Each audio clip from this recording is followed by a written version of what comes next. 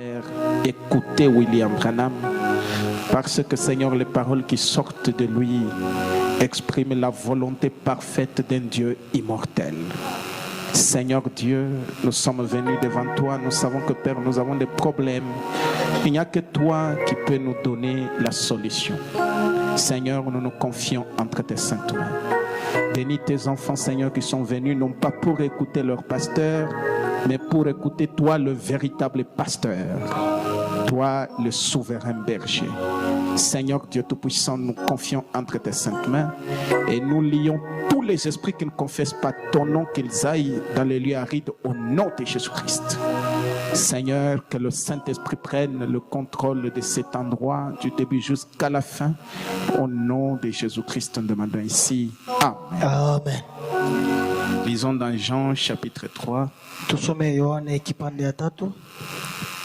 Mais il y a un homme d'entre les pharisiens nommé Nicodème, un chef des Juifs, Na kulikuwa muntu katikati ya Wafarisayo jina yake Nikodemo, alikuwa mkubwa wa Wayahudi, qui vint lui auprès de Jésus de nuit et lui dit: na akakuya kuona Yesu busiku kumwambia hivi, Rabbi, nous savons que tu es un docteur venu de Dieu, mwalimu, shi tunajua kwamba huku mfundishi munene mwenye kutoka kwa Mungu, car personne ne peut faire ces miracles que tu fais si Dieu n'est avec lui. hakuna ule anaweza kufanya miujiza kunafanya kama Mungu ana naye. Jésus lui répondit: en vérité, je Yesu te le dis, akamujibu, kwa ukweli na ukweli nakwambia hivi, si un homme n'est né de nouveau, kama mtu ashizaliko jipya il ne peut voir le royaume de Dieu. hawezi kuona ufalme wa Mungu. Nicodème lui dit: Na Nikodemo akamwambia, comment un homme peut-il naître quand il est vieux? namna gani mtu anaweza kuzalikwa tena mara nyingine kama ashakuzeka? Peut-il rentrer dans le sein de sa mère et naître? Na anaweza kurudia tena ndani ya tumboni mama yake kuzalikwa tena? Jésus répondit: en vérité, je te le dis, Yesu akamjibu, ukweli ukweli nakwambia hivi, si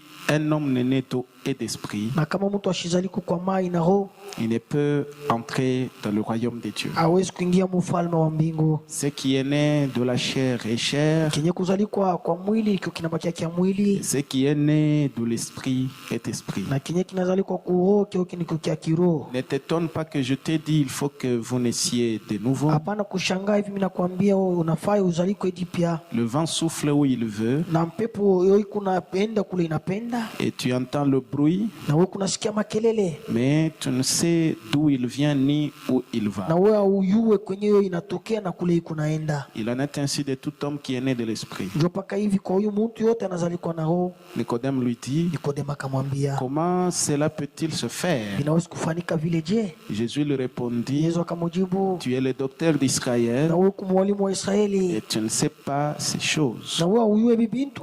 En vérité, je te le dis, Kwa kweli kweli nakwambia, nous disons ce que nous savons shi tunasema binyi tunayua, et nous rendons témoignage de ce que nous avons vu. na tukunashuhudia paka bile shi tuliona, Et vous ne recevez pas notre témoignage. na moyo mpokee ushuhuda yetu. Hapana. Si vous ne croyez pas quand je vous ai parlé des choses terrestres, Na kama moyo muamini mwi wakati na niambia bibintu ya hapa dunia, comment croirez-vous quand je vous parlerai des choses célestes? sasa moyo bitakuwa je eti mutamini wakati nitasema bintu ya kumbingu? Que le Seigneur ajoute ses bénédictions à la lecture de sa Bwana parole. aongeze baraka yake musomi wa neno Vous lake. pouvez vous asseoir. Unasikikala. Que Dieu vous bénisse richement. Na Mungu amebariki kabisa. Et nous sommes dans la joie ce matin. Ya asubuhi tuko na furaha. Je crois que chacun se porte bien. Nadhania kwamba kila mtu yuko na afya njema. Alors, nous continuons avec notre sujet, Tukunaendelea paka na tungwa yetu, les ABC du message ma ABC ya ujumbe ou les bases du christianisme. wala misingi ya Ukristiani. Alors, Frère Branham nous a dit Bwana anatuambia que nous ne pouvons pas parler de l'algèbre hatuwezi kusema mambo ya algebre si nous ne savons pas l'ABC. na kama hatuyajua ABC ni nini. Et Frère Branham nous a dit Bwana anatuambia que l'ABC, ya kwamba ABC c'est croire Christ. ni kuamini Kristo. Alors, si vous remarquez, Frère Branham dit qu'il y a des choses aujourd'hui qu'on appelle le christianisme, Na kama unatazama leo kukubintu bile bantu kunaita sema njobu Kristo, mais qui n'ont rien à voir avec le christianisme, lakini unabiangalia biwa bifanane na Bukristo hata kidogo, qui sont à des milliers milliers de kilomètres du na christianisme. biko mbali kabisa mu mamilie ya kilometre na Bukristo mwenyewe. Et Frère Branham dit, Bwana manasema il nous a dit que vous ne pouvez pas enseigner les racines carrées à un enfant de l'école maternelle. Bwana manasema hawezi kufundisha mtoto wa kumaternelle racine carrée. Et Frère Branham dit que les racines carrées là, c'est la révélation de Setsu. Na ndio maana manasema racine carrée kwetu ni ufunuo ya miuli saba. Et si vous remarquez, Jésus quand il a commencé, Na wakati kama unatazama pale Yesu alianza, son ABC c'était d'amener les gens à naître de nouveau. na ABC ya Yesu ilikuwa ni kufikisha bantu bazalikwe jipya. La nouvelle naissance. Kuzalikwa jipya. Il dit, vous devez naître de nouveau Munapasha kuzalikwa jipya pour comprendre le royaume de Dieu. njoo mupate kuelewa ufalme wa mbingu. Et Frère Branham dit, Bwana manasema il dit que vous ne pouvez pas aller très loin avec Dieu hawezi kwenda mbali na Mungu si vous ne savez pas faire les petites choses. na kama wao huyajua kufanya tubintu tuloko. Et Branham nous a dit Na Bwana anatuambia et que les fondamentaux aujourd'hui, na ya mushingi leo les gens négligent ça. bantu banabisula. Et si vous lisez dès ces moments, Na kama munasoma muhima ubiri tangia ile wakati ile de 1960, ya mwaka ya 16, et Frère Branham dit au paragraphe 2, ndio Bwana anasema hivi mkistari yake ya pili, il dit, je crois qu'il est écrit dans les Écritures mimi naamini ya kusema mumiandiko banaandika hivi que ce ne sont pas les grandes choses que nous faisons qui comptent, aina bintu binene bile tu kunafanya ndio bi kuna maana hapana, mais lakini les petites choses que nous ne faisons pas. ni utu tubintu tuloko tonyesha ile tunasula tufanye tena, C'est ça qui a de l'importance. ndio tonye tule tubintu tuku na muhimo. Mais Jésus connaît chaque petite chose que vous faites. Lakini Yesu anayua kakile kitu kaloko kenyewe kunafanya. Et Frère Branham nous a dit, c'est quoi le christianisme? Bwana anatuambia ukristiani yenyewe ni nini? Il dit, le christianisme, Ukristo c'est une personne. ni muntu, C'est une seule ni personne. muntu moya bule. C'est ce que Frère Branham nous a dit. Ndio vile Bwana anatuambia Il dit, le christianisme, c'est une seule personne. ukristiani ni muntu moya bule. Et vous, Na weye vous êtes son sujet. muku njo bantu baule muntu ule. Et le christianisme, c'est connaître qui est Christ. Na Mukristo ni kutambua Kristo mwenye ni nani. Est-ce que ça va? Eti biku C'est nendeka ça le christianisme. njo Mukristo bule. Le christianisme, ce n'est pas un groupe d'église. Mukristo haina nkundi ya kanisa pana. Le christianisme, ce n'est pas un groupe de gens. Na Mukristo haina nkundi ya bantu Ce hapana. n'est même pas le fait de prêcher. Haina hata kuhubiri. Le christianisme, c'est une personne. Ukristiani ni muntu. Et cette personne-là, Na ule muntu ule c'est Christ, ni Kristo. pas Jésus. Ana Yesu. Parce que Christ et Jésus sont deux choses différentes. Tu Kristo na Yesu ni bintu biwili bya kuachana. Jésus, c'était le nom humain que Christ a porté. Yesu ilikuwa tu ni njina ya bumuntu sai na shitu kuna yenyewe ile Kristo mwile wakati alibebaka. Jésus était le Christ parce qu'il était loin. Yesu na yeye alikuwa Kristo ni njumu ile wakati alipakaliwa. Mais le Christ là, Sasa ule Kristo c'est ule celui qu'on appelle le même hier, aujourd'hui et éternel. ndio mwenyewe ule be kunaita moyo moja jana leo na Et milele. Branham dit c'est à l'exception de son corps physique. Branham anasema ni kutosha kupaka ile mwili yake ilizalikuwa ile. Et aujourd'hui, il n'a pas ce corps-là. Leo hii hana na ile mwili ya zamani ile Il hapana. a au moins un autre corps Ni kusema Kristo banamupakaliwa mwili ingine tena. pour faire de cet homme-là Christ. Lakini huyu mwitu banapako ndio anakuwa Kristo. Et Branham dit, Branham anasema dans la voix du signe, mwi sauti ya alama Christ signifie Messie. Kristo inamaanisha Masia. Et Branham dit, le Messie, ça nous signifie roi.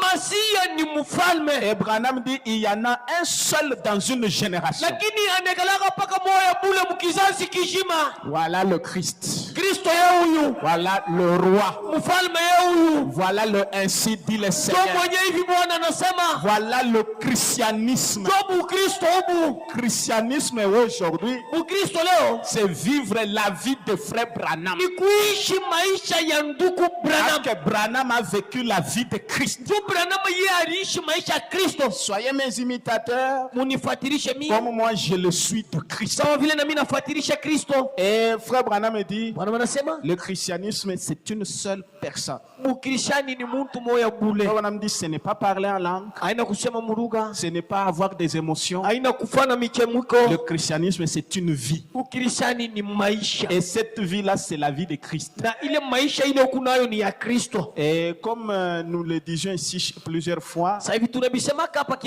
que la vie de Frère Branham, c'est ça le modèle dans cet âge. Je vous l'ai déjà montré que rien qu'avec cette Bible, si vous ne connaissez pas le mystère de la dispensation, la Bible est subdivisée en dispensations. Si vous ne comprenez pas ce mystère-là, avec cette Bible, vous pouvez épouser votre propre sœur. Avec cette Bible, vous pouvez fumer. Avec cette Bible, vous pouvez boire. Avec cette Bible, vous pouvez être polygame. Avec cette Bible, vous pouvez faire n'importe quoi. Parce que vous ne comprenez pas le mystère des dispensations. Il y a un temps où Dieu a accordé que chacun mange sa propre dîme. C'est-à-dire, si tu vois que l'église est très loin, tu changes ta propre dîme, tu achètes du vin, tu bois, tu t'enivres avec tes enfants dans la maison.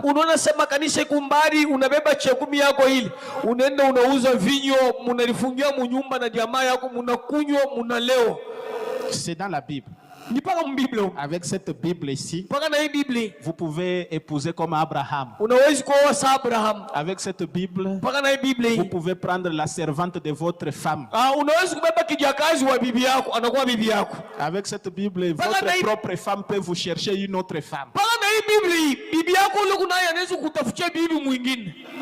Toujours avec cette Bible. Mais si vous ne comprenez pas que les temps changent, les dispensations changent.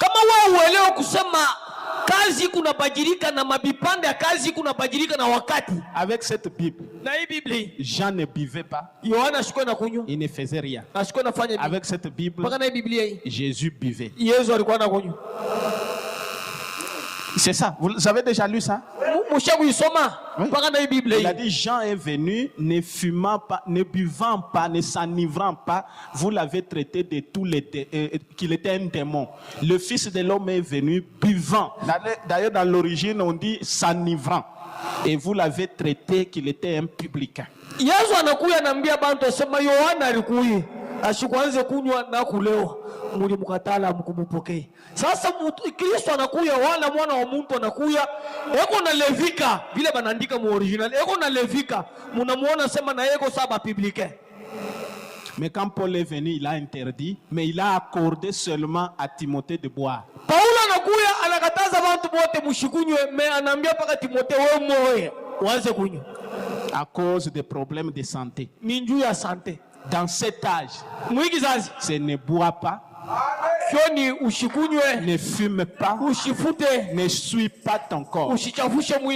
Pourtant, du temps de Paul, il dit tout m'est permis.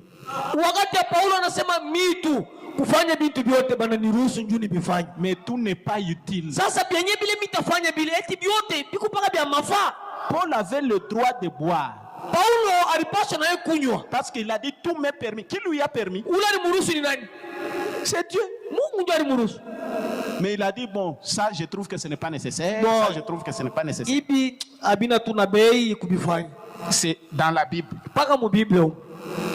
Luther est venu. Le messager de l'âge fumeur. Il est parti au ciel. Dans cet âge, tu fumes, tu pars ailleurs. Donc, maintenant, ce que vous vivez, c'est la vie de Jésus. Parce que si vous voulez ressembler à Jésus, vous devez boire. Si tu veux être comme Luther, tu dois commencer à fumer. Si tu veux être comme Branham, tu ne dois ni boire, ni fumer, ni t'essuyer. Maintenant, qui est votre Christ?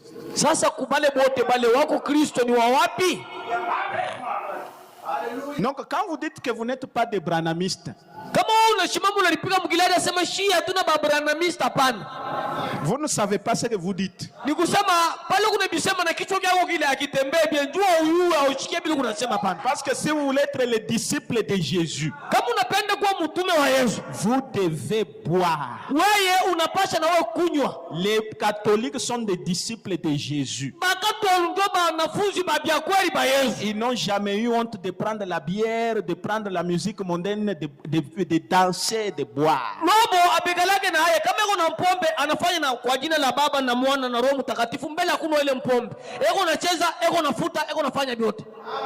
Si toi tu dis que tu es disciple de Jésus mais tu ne bois pas, tu es hypocrite.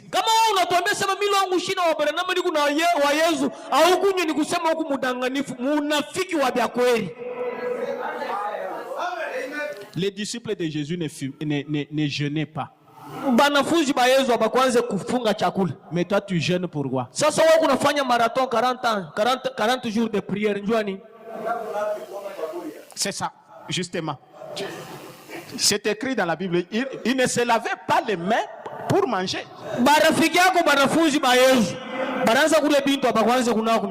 Et les pharisiens ont dit, mais tes disciples ici n'observent pas les traditions. Toi pour manger tu te laves, qui t'a dit ça?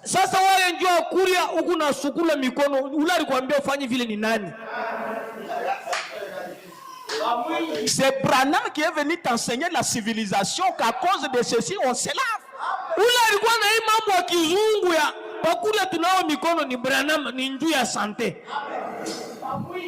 Maintenant tu suis qui?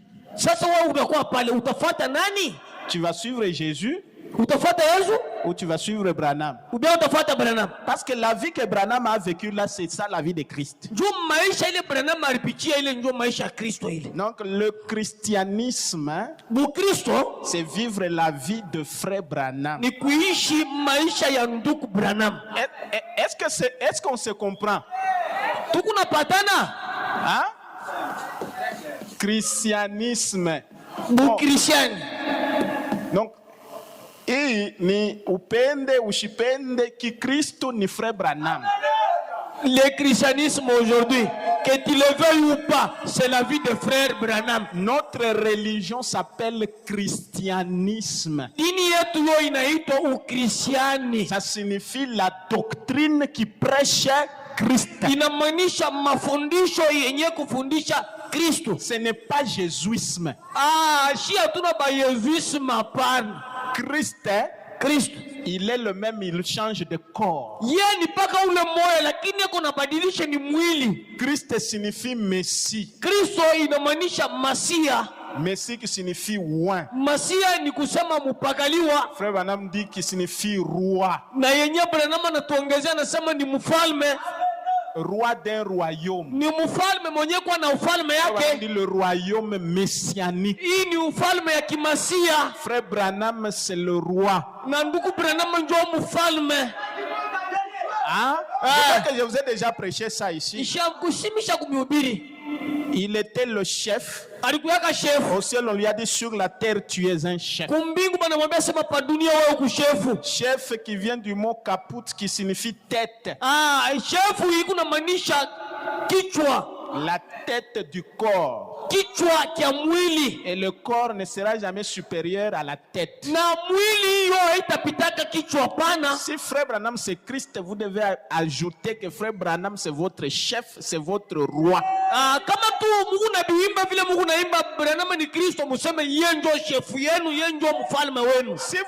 Si vous ne le croyez pas, vous êtes hypocrite. Quand vous venez vous écouter, on vous répète ici, frère Branham dit, et même vous pleurez, Seigneur pardonne-moi. C'est lui qui t'a dit, qui t'a condamné, c'est le Seigneur ou c'est qui? Nous a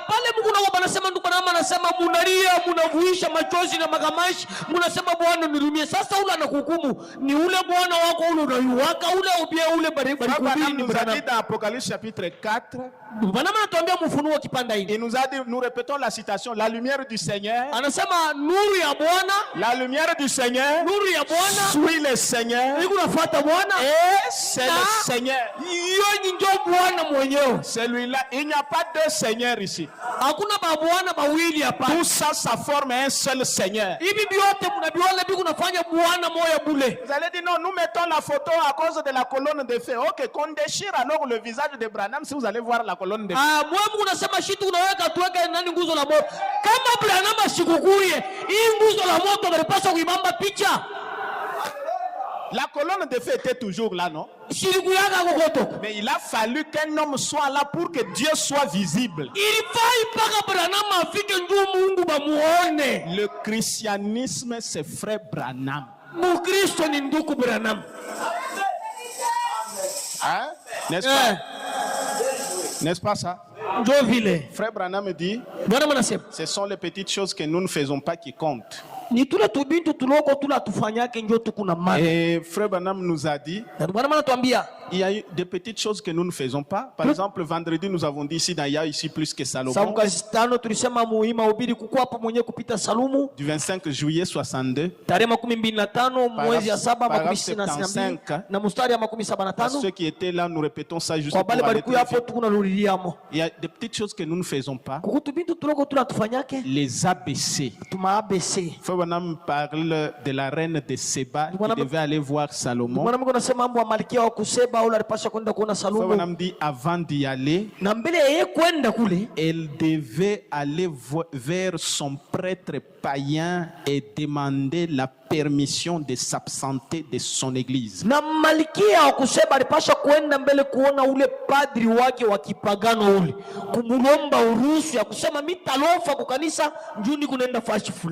Avant de s'absenter de l'église, on demande la permission.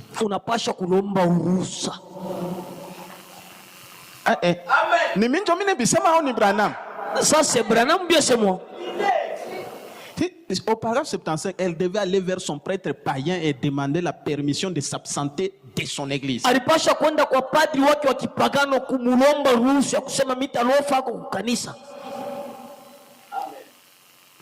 Hein?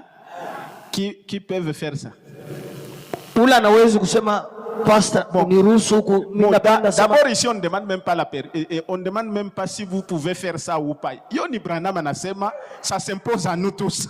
Ça c'est tout le monde. Tu vas, nos pasteurs, peux-tu me permettre de m'absenter à l'église? Damari sema ko amen. Damari dit amen. Damari sema ko amen. Damari dit amen. Damari sema amen ya nguvu. Ya nguvu. Hein? Avant ya kulofa kukanisa unanita. Avant de t'absenter à l'église, tu m'appelles. Même si je suis un pasteur païen, tu dois me demander la permission. Même si pour vous je ne suis pas chrétien, aussi longtemps que je suis pasteur, demandez la permission. Alors pasteur, est-ce que utaweza kunipermettre parce que niko na bageni hapa mama mko alifanya hivi mais bon, est-ce que utaweza kunipermettre? Pasteur, j'ai reçu ma belle-mère qui est venue. Peux-tu me permettre de m'absenter? Kama nasema hapana. Leo réunion ya leo iko très importante parce que bila nitahubiri il faut pas wewe ukuye. Et j'ai dit non, aujourd'hui tu dois être là parce que ce que je vais prêcher, il nécessite votre présence. Hakuna mambo ya kudiscuter. Là, on ne négocie même pas. Unabeba tu kako kamoya nini nasema hapana pasteur ashini permettre. Pasteur ne m'a pas permis. Kwanza kufunga bintu, banaanza kufunga. Kumbi tutakuya après wena wetu na makanisa yenu asema pasteur. Mais vous avec vos aspects de l'église, vous respectez le pasteur respecté. Ni Branham on a respecté. Non, là tu ne respectes pas le pasteur, c'est Branham que tu es en train de respecter.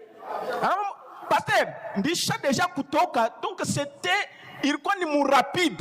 Mais c'était très rapide, je suis en route. Non. Ile unité ile unanita nayo pale usha déjà kutoka. Vaut mieux unité nayo avant utoke.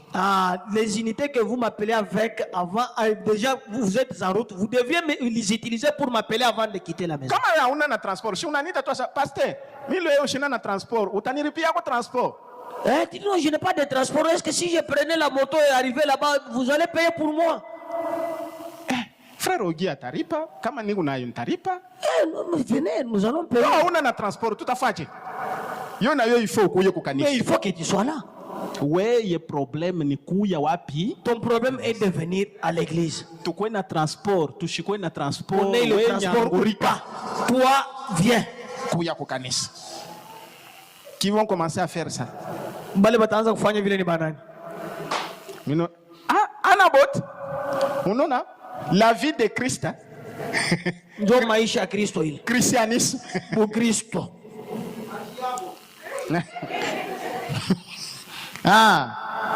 Le christianisme. Ukristo bule mudaanza kusema Mungu ba Kristo, ndio bule. La vie de Branham. Maisha ya Branham. Tu veux t'absenter de l'église, tu demandes la permission. Unatafuta kulofa kwa kanisa, unalomba uruhusu. Frère Jacques, vous comprenez? Jacques, unashikia? J'ai parlé de vous le vendredi. J'ai dit, il y a quelqu'un que je ne maîtrise pas encore, c'est frère Jacques ici. Kuku muntu ule misha bambia pamoja ni ndugu Jacques ulasha kushima. Vous ne savez pas, il est ici, il est où? Peut-être même maman Bibi elle-même ne le maîtrise pas. Écoutez, attends maman pas la chia mu maîtriser à tuyuwe Jacques. Uku kumivuka Jacques. Uku kurumbashi, uku kukolwezi ou bien uku musite. On ne sait pas. Ou bien kufungurume. Ah voilà. Moi je pensais qu'il était à Kolwezi. Mais non, je ne sais pas si c'est le vendredi. On le croise avec frère Jacques et frère Dan. Et puis il est là, il était surpris quand il dit ouais. Révérend, très dépassé. C'est que Bishop Mupichia. Même les affaires, ce n'est pas comme ça. On n'est pas le premier à commencer les affaires. Tu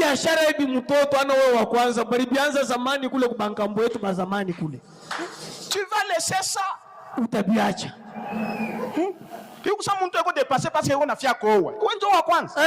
Quelqu'un qui est dépassé parce qu'il veut se marier, mais tu es le premier à te marier. Beaucoup dépassé, révérend vraiment. Bon, ce dernier temps, vous savez, le premier. Je suis en train de me préparer pour entrer en mariage. Est-ce que tu es le premier à te marier? Tu veux te marier, ceux qui sont là veulent aussi divorcer pour rentrer être des célibataires. Qui t'a dit que dans la vie de mariage, il y a la joie? Rempli du Saint-Esprit. Il n'est pas fourra chaque jour. Même si vous êtes remplis, vous êtes des véritables chrétiens, des véritables Saint-Esprit. Branham dit dans la stature parfaite, il dit que les gens, quand ils se marient, les jeunes gens pensent entrer dans le millénium. C'est frère Branham.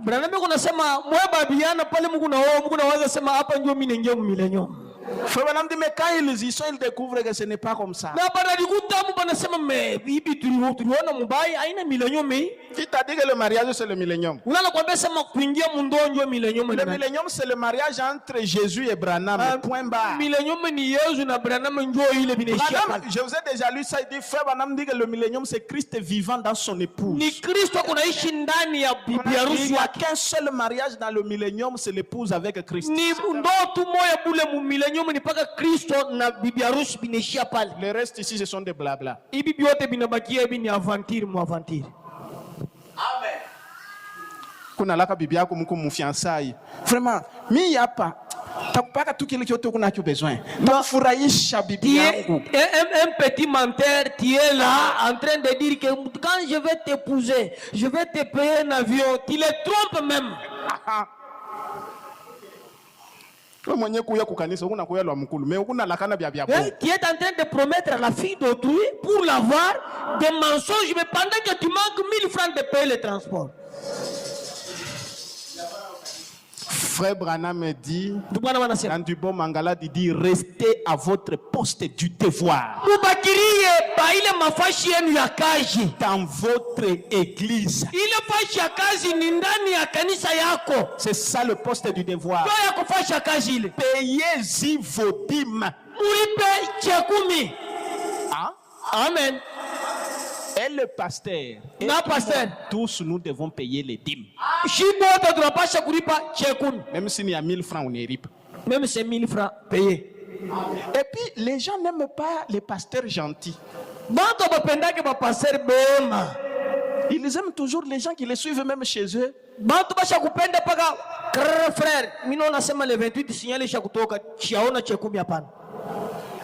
puis, on ile kanisa beko plein. Et dans de telles églises, il y a plein de croyants là.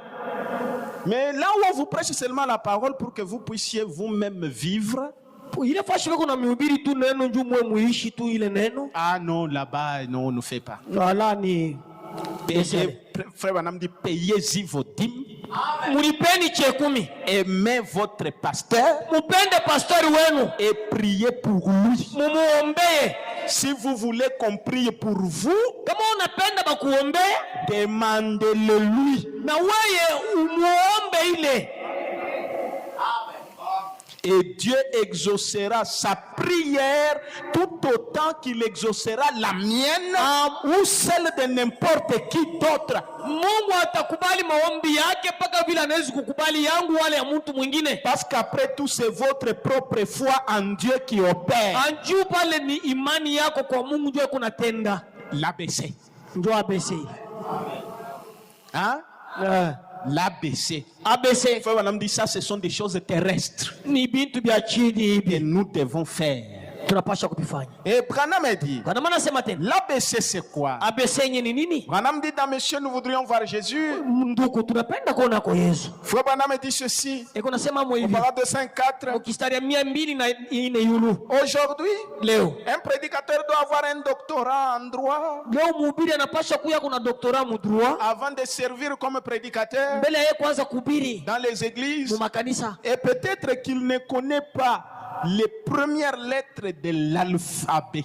Saa zingine ayua hata maherufi ya kwanza ya alphabet. Les docteurs en droit là. Na ule docteur mudroit ule. Il ne connaît pas les premières lettres de l'alphabet. Ayua hii maherufi ya kwanza ya alphabet. Frère Branham dit l'ABC. Ayue ABC. Always believe Christ. Ni paka kuamini Kristo. Toujours croire Christ. Ni paka kuamini Kristo. Branham dit. L'autre jour, un gars m'a suivi pour me dire, pourquoi ne laissez-vous pas ces gens tranquilles? Vous êtes toujours là les marteler à propos de leur manière de s'habiller et des choses qu'ils font. Si vous êtes un prophète, les gens pensent que vous êtes un prophète. Pourquoi ne leur enseignez-vous pas comment avoir des visions et comment marcher devant Dieu? Est-ce que vous comprenez? Et vous savez que c'est ça qui se passe aujourd'hui dans plusieurs églises. Plutôt que d'enseigner l'ABC aux gens, on leur enseigne comment avoir des visions. On va à la montagne, on va faire ceci. S'ils ne connaissent pas leur ABC, comment vais-je leur enseigner l'algèbre? S'ils ne passent pas par le jardin d'enfants,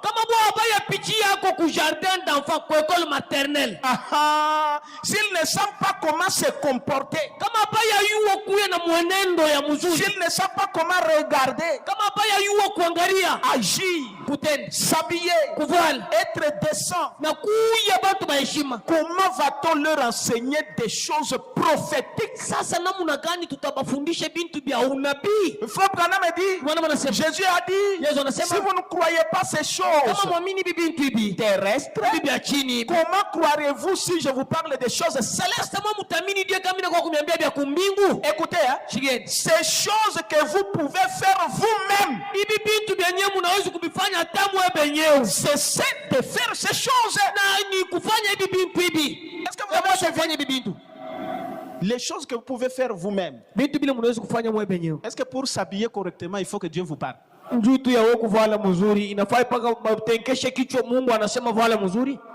Ça, il faut que Dieu parle. Frère Branham dit des choses que vous pouvez faire hein, vous-même. Tukuye tu hapa ouais, prédication mujima. Toute une prédication. Tu vois le muzuri. Habillons-nous très bien. Est-ce qu'il faut prédication mujima pour que vous voyez le muzuri? Il faut tout mahubiri tout mujima njoo uanze kuvala bien. Il faut prédication mujima pour que mwanamke aache kukata nywele. Il faut encore toute une prédication pour qu'une femme cesse de se coiffer les cheveux. Frère Branham dit ces choses que vous pouvez faire vous-même. Cessez de faire cela. Frère Branham dit l'ABC, c'est toujours croire Christ. N'est-ce pas? Et Christ, c'est celui qui est one.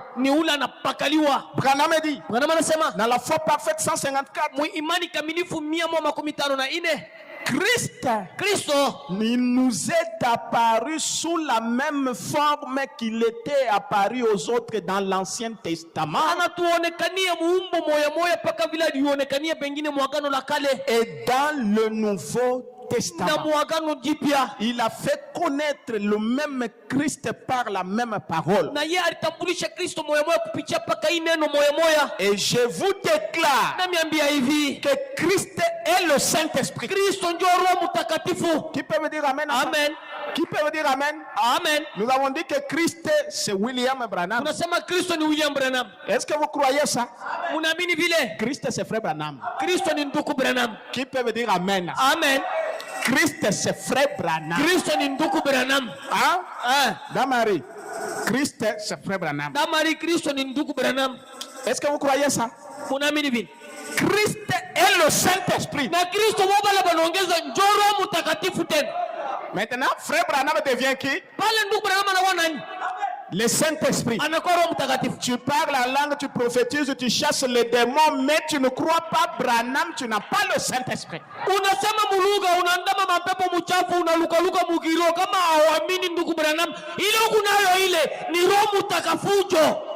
Et l'ABC dans cette église, c'est de vous apprendre d'abord à accepter Branham.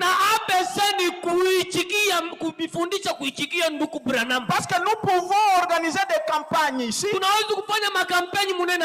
allons chasser même les démons. Mais si dans la campagne là on vous parle pas de Branham, vous êtes mal parti. Les groupes là que vous aurez, c'est un groupe de païens qui ont cru au miracle et non à Christ. L'ABC, c'est de dire aux gens que Jésus aujourd'hui a changé de forme.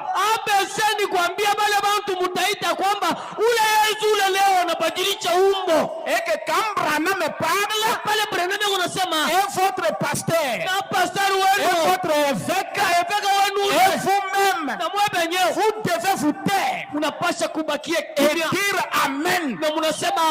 Vous devez croire sans chercher à comprendre. Branham dit, une femme est partie vers ma mère. Elle lui a dit, est-ce que tu comprends? Moi je ne comprends pas ton enfant Billy là-bas. Est-ce que toi tu le comprends? Il est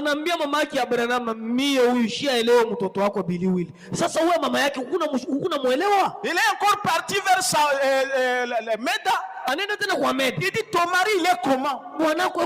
Meda a dit, je ne le comprends pas moi-même. Nous pouvons être avec lui ici. Et puis après quelques minutes il disparaît. Et puis nous nous retrouvons que nous sommes seuls à la maison. Une semaine après, nous ne savons pas là où il est.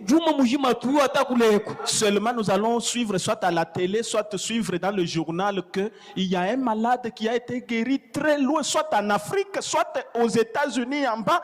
Et c'est Billy qui était là-bas.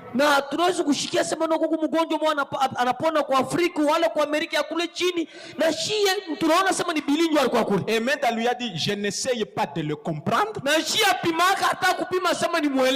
n'ose pas le comprendre.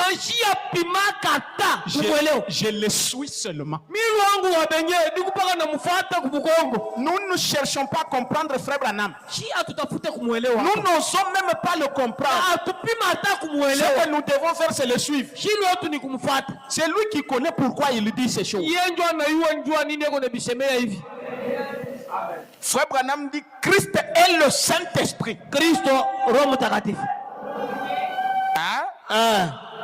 Le mot Christ signifie loin. Une personne qui est ointe. Mtu mwenye kupakaliwa. Bon, sasa kama tunasema Branham ni Christ. Mais si nous disons que Branham est Christ, Ashina muntu. il n'est pas une personne. Frère Branham dit c'est cela Christ. Ndio Kristo. Combien savent que c'est vrai? Bangapi wanasema ni kweli? Il est dit qu'il y aurait un homme qui sera oint. Ye alisema kutakuyaka mtu la tapakaliwaka. Frère Branham dit, Bwana wanasema, écoutez, shikieni. il dit ceci. Et maintenant, Sasa ne l'avons-nous pas vu? atukuone ule mtu? La science ne l'a-t-elle pas photographié? Hata elimu yenyewe haikumbambe picha. Amgumon, Vous ne l'avez pas vu? allant là-bas, Kwenda kule? et les journaux et les revues en ont parlé. Magazeti, mabyote balisema hii mambo. Et Branham dit, Branham anasema, il dit, anasema, regardez, angalieni, Pierre Petro l'a vu dans la chair, alimuona mwili. mais il ne l'a pas connu selon la chair. Na ye ashikumtambue kupitia mwili hapana. Il l'a connu selon la révélation. Na ye alimtambua kupitia ufunuo. Paulo, il ne l'a pas vu dans la chair. Ashikumuone mwili. Il l'a connu dans la forme de la colonne de feu. Alimtambua mwili ya nguzo la moto. Oh, frère Branham dit, Branham anasema, écoutez, shikieni. écoutez, Shikieni. toujours dans la foi parfaite. Mpaka muimani kamilifu. Frère Branham dit, et c'est même Dieu, Na huyu Mungu moya huyu. le même Dieu Huyu Mungu moya huyu. Pierre a vu, Ule Petro aliona. que Paul a vu. Ule Paulo aliona. Branham dit, Branham anasema, n'est pas un étranger se trouvant dans un autre endroit. ana mgeni mwenye kulikuta fashi ingine hapana. Il est ici. Yeye ni paka wa hapa. Eko hapa. Eko hapa. Il est ici Eko hapa. et il fait ceci Na ingia kunafanya hivi vyote pour créer une foi parfaite. pinju ya kuumba ko imani kamilifu. Je le sens. Niko namushikia. Je sais qu'il est ici Mimi maintenant. nasikia kusema yeye eko hapa hivi. Je sais que son esprit est ici. Na yeye kusema roho yake iko hapa. Et je sais qu'il veut faire quelque chose. Na yeye kusema anapenda kufanya kwa kitu. Hein? Branham dit, Branham anasema la plénitude de la divinité utele ya Mungu est rendue manifeste. hiyo inaonekana. Le secret de ce mystère est maintenant révélé. Siri ya hii misteri inafunuliwa. Dieu est manifesté. Na Mungu anaonekana. Dieu et l'homme deviennent un. Mungu na muntu banakuya mmoja. L'homme oint. Muntu mpakaliwa. Christ. Kristo. Qu'est-ce que signifie Christ? Kristo yenyewe inamaanisha nini? Loin Mpakaliwa. de la plénitude de la divinité corporellement. Na utele ya Mungu yenye kuvala mwili. Alors les ABC, Na maabc quand Jésus a commencé, na wakati Yesu alianza, son ABC c'était la nouvelle naissance. ABC yake ilikuwa ni kuzalikwa dipya. Si vous naissez de nouveau, Kama unazalikwa dipya, si vous ne pouvez pas naître de nouveau, kama huwezi kuzalikwa vous dipya, ne verrez pas le royaume. hamutaona ufalme. Et frère Branham dit, Na Bwana anasema aujourd'hui l'un des mystères qui devait être révélé, na leo siri moja ilipaswa c'est le kufunuliwa, mystère du royaume. ni siri ya ufalme. Et frère Branham a dit Na Bwana anasema que le royaume, ufalme c'est le Saint-Esprit. ni Roho Mtakatifu. Et frère Branham dit Na ceci. Bwana anasema hivi, Maintenant, c'est quoi l'ABC d'abord de Jésus? na ABC ya Yesu ni nini? La nouvelle naissance. Kuzalikwa dipya. C'est quoi naître de nouveau? Na ni kuzalikwa mara ingine ni nini? Est-ce que vous suivez? Unafuata? C'est quoi naître de nouveau? Kuzalikwa dipya ni nini? Parce que si vous naissez de nouveau, Kama uzalikwa vous ne dipya, pouvez pas voir le royaume. hawezi kuona ufalme Frère hapana. Branham dit, dans Christ est le mystère de Dieu révélé. Bwana anasema muhimu mahubiri Kristo ni siri ya Mungu yenye Au kufunuliwa. paragraphe 234, Kistari ya 234 il dit ceci. anasema mwa hivi, Qu'est-ce que la nouvelle naissance alors? sasa uzalikwa dipya kwenyewe ni nini? Qu'est-ce que la nouvelle naissance? Kuzalikwa dipya kwenyewe ni nini? Frère Branham dit, Bwana anasema c'est la révélation de Jésus-Christ à vous personnellement. ni ufunuo ya Yesu Kristo kwako wewe mkipekee.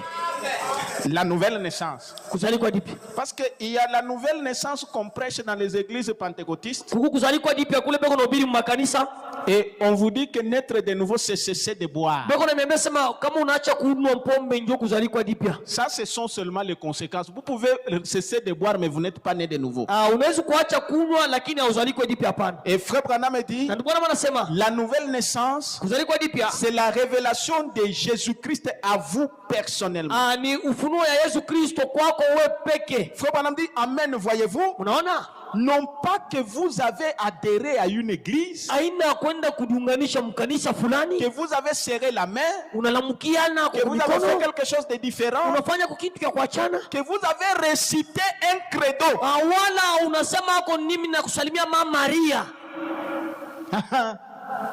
Asema mkanisa yetu pawe kuingia ifo kureciter Mama Maria 50 fois. Kama unafanya mimi nakusalimia Mama Maria mara 50. Na kashapele uko unafanya kama ni 36 graine, kama ni inekala kama ni ngapi unafanya graine ya kwanza unafanya je vous salue Marie, graine ya pili, graine ya tatu, ainsi de ça. Ce n'est pas la nouvelle naissance. Ni kusema ile magraine iko kama ni 50 keleke. Sasa wao 54 vile banasema. Unaanza baba yetu liye mbinguni, unaisha unaanza mimi nakusalimia Mama Maria 10, unarudia tena baba yetu liye mbingu, unaanza toti ndio ukuye sasa mwaminifu wetu. Ça, ce n'est pas la nouvelle naissance. Et curieusement, même dans les tabernacles, ça commence à se faire. Vous entrez dans une église, on vous met devant une grande croix. Et on vous donne une robe blanche. Et puis on prend une banderole rouge. Comme un maï-maï. Et on vous met là-bas. Et puis vous levez la main. Je jure de servir le 7e saut tabernacle jusqu'au jour de ma mort. Ça, c'est de la sorcellerie. La seule personne à qui nous promettons de le servir jusqu'au jour de ma mort, c'est Christ.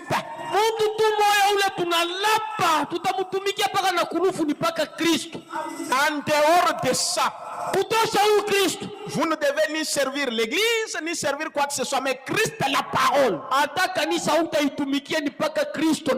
Maintenant, si vous quittez, vous déménagez.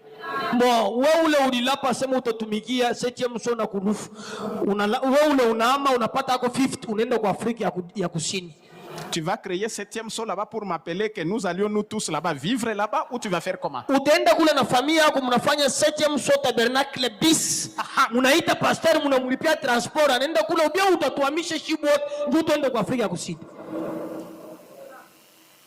Frère Branham dit, vous avez récité un credo que vous avez promis de vivre d'après un code de loi.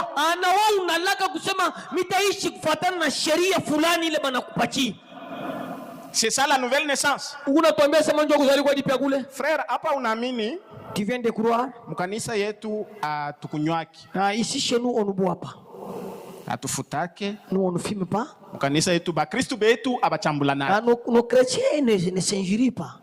Ba Kristo ba mwetu abashirika shirikaki. Nos chrétiens ne sont pas colériques.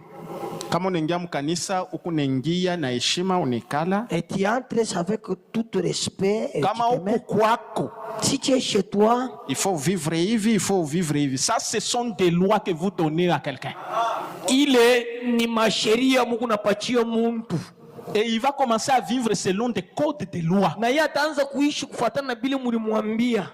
Enseignez-lui Christ.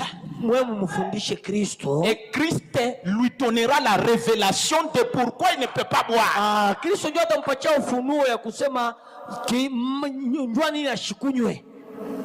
Des lois. Et on a fait de la parole la loi. Na banabeba tu neno ya Mungu inakuwa sheria. Frère Branham dit, la nouvelle naissance, c'est Christ. Il est la parole qui vous a été révélée. Peu importe ce que quelqu'un dit, pasteur, prêtre, peu importe, Frère Branham dit c'est Christ. Branham dit ceci. Si un homme dit qu'il est né de nouveau, si on commence à demander aujourd'hui, est-ce que qui sont nés de nouveau ici? Shibot. Tout le monde. Shindoville. Shibot, c'est tout le monde. Nous sommes même dans des dénominations. Qui sont nés de nouveau? C'est tout le monde dit que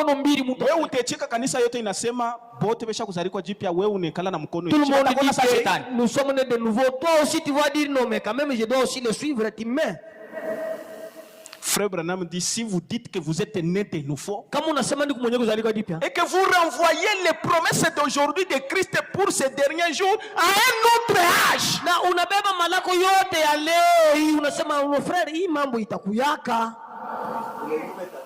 Frère Branham dit, faisant de lui, tu fais de Christ non pas le même hier ou aujourd'hui.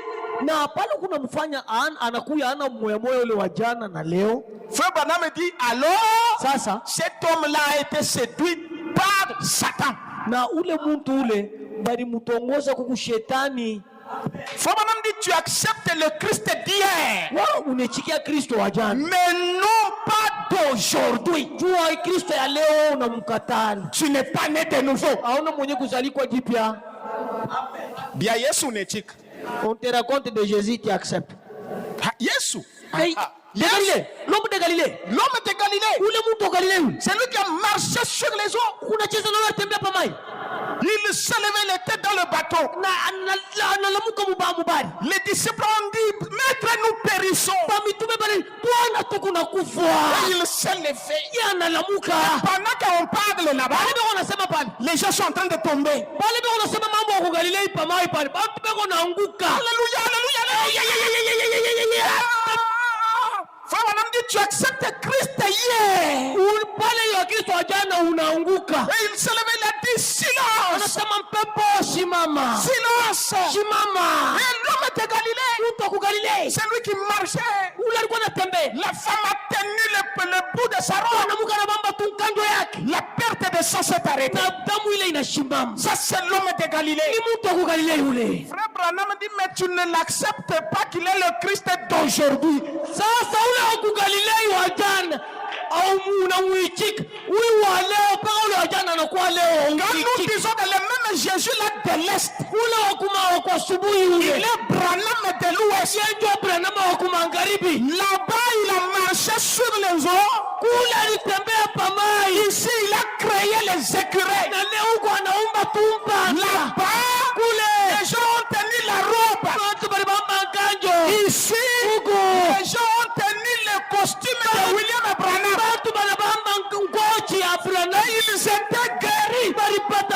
Là-bas à Bombay, Branham arrive, un aveugle qui était devenu aveugle parce qu'il adorait le soleil. Branham dit, si cet homme ici ne voit pas, je suis un faux prophète. Et l'homme a vu. Branham dit, les Indiens qui croyaient dans des divinités, ils ont dit personne ne peut faire ça s'il n'est pas Dieu. Cet homme ici c'est un Dieu. Branham est sorti de là avec des costumes sans poche. Chacun venait, il arrachait une partie de son habit. Si tu n'acceptes pas ça, tu n'es pas né de nouveau. Dites Amen. Amen. Dites Amen. Amen. Frère Branham dit, vous faites le Christ d'hier, mais vous ne l'acceptez pas pour aujourd'hui. Même si tu chasses les démons,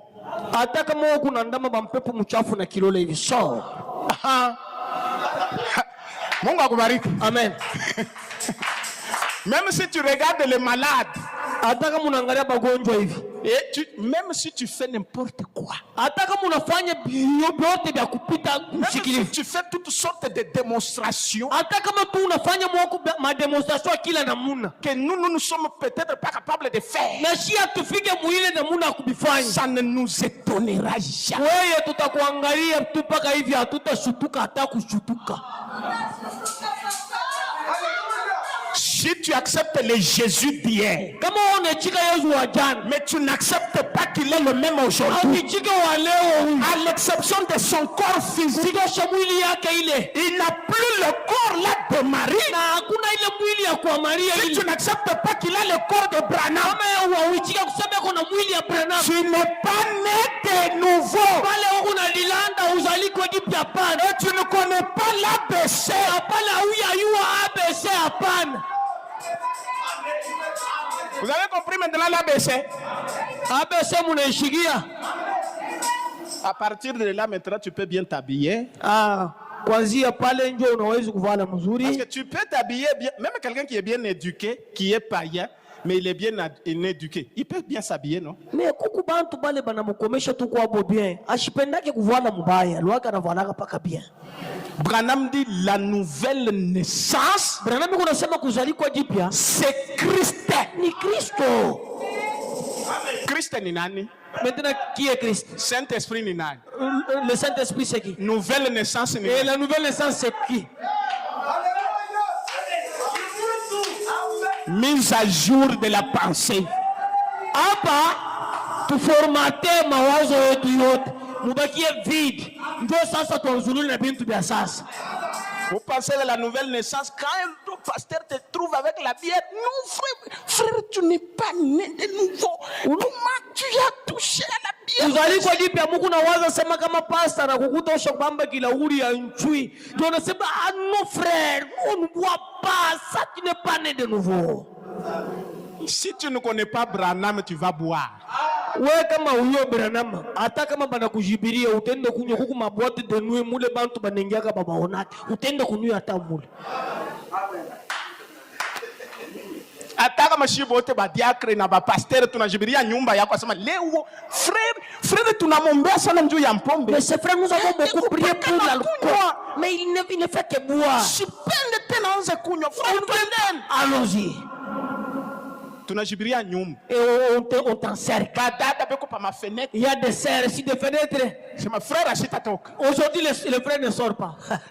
Mutachunga même une semaine kumbe alitoka zamani. Nous allons l'attendre ici, mais un homme très souple par la fenêtre, il sort, il s'éclipse.